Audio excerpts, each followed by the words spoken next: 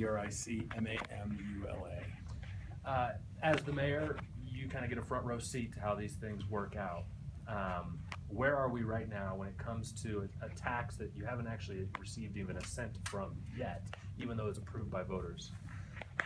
And that deal was kind of worked out with Breckenridge. Where are we with those things that people expect to see happening?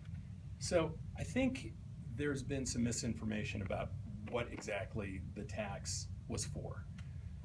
There's a lot of discussion going around that the tax was going to be for skier parking on the F lot in a structure that the town would build and the skier would use.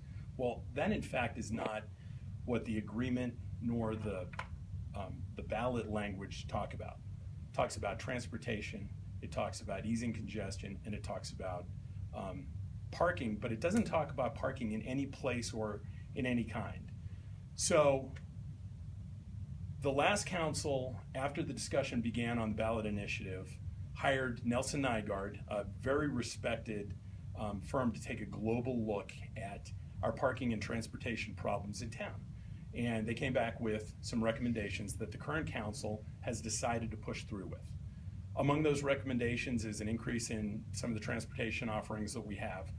We've added a considerable amount of bus routing and some changes to the buses that we currently have. We are doing a big study on Park Avenue, which is really sort of our choke point into town. That's going to, tell us how we're going to fix that with potentially roundabouts. And we're also moving into managed/paid parking to start. This is not to say that we're not at some point going to build a structure. The consultants and many of the people in the community feel that F-Lot is not the place for it. It's not the place to put 700 or 900 cars at the end of a busy day. Can you imagine on a Saturday trying to get out of there? So we are pressing ahead with what we feel is the needs of the community and trying to fix these problems that we have. And it's a real shame that the ski area is now deciding that they don't want to be part of the solution.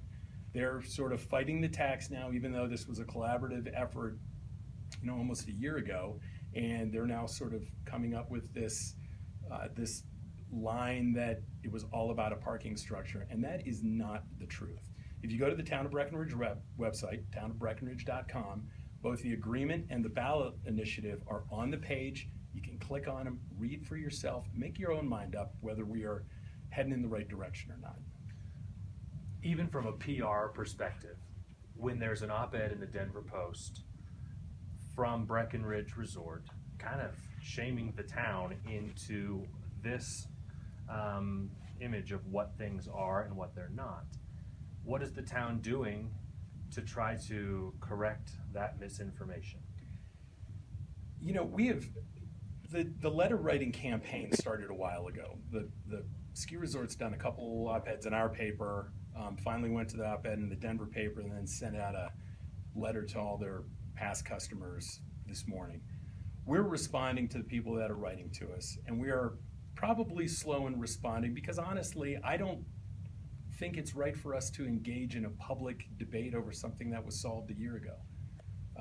For us to just do what the ski area is requesting and spend $50 million of tax money to build a structure in the wrong place in our community, I think would be fiscally wrong for this council to do. So we're getting on TV today. Are there some people out there though that might have, while this was all going on, had that image in their mind that what they were voting for was a parking structure because there were plans that were presented and we did stories on a parking structure? Do you feel like some people might be frustrated because they voted for this thing and now they're not seeing exactly what they thought they were going to get? Sure, I am sure that there are people that feel that because of some of the things that were talked about at the time that F-Lot was going to be the place for it. However, it was not a unanimous vote of the council that it would be on F-Lot. When the agreement was written and the ballot language was written, the ski area was involved, their management was involved, their lawyers were involved in writing those agreements, and nowhere in those agreements is there a structure talked about. For the people that feel that that's where a structure belongs, the Nelson Nygaard, the consultants that we hired, have told us that you will exacerbate the problems in your community if you build a structure there. To think that a town council that spends taxpayer dollars can't retreat on a position or decide on a better approach to a situation, I think is wrong. You know, we always talk about government not heeding the will of the people. I think this is the will of the people. The will of the people is to solve the problem in the best way possible. And if you're going to hire a consultant, I think you should listen to them.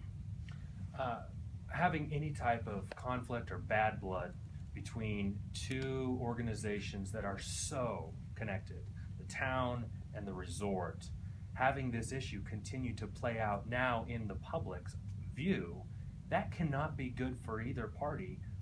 How do we come to some sort of an understanding or an agreement, or is this just going to keep playing out? I don't know. I feel the same way that you do. I think this is bad. I don't like this. You know, I mean, this doesn't make being mayor of Breckenridge fun, that's for sure. And I like the guys at the ski area. This is a strange fight to have with people that you deal with all the time that run a massive segment of our community.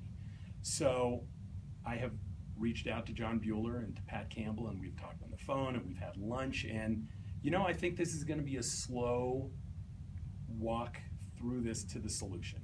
And hopefully Vail will not continue to take the course that they're taking on trying to get public sentiment against the town council, and we'll actually sit down and really work out the solution, because I think we have a solution.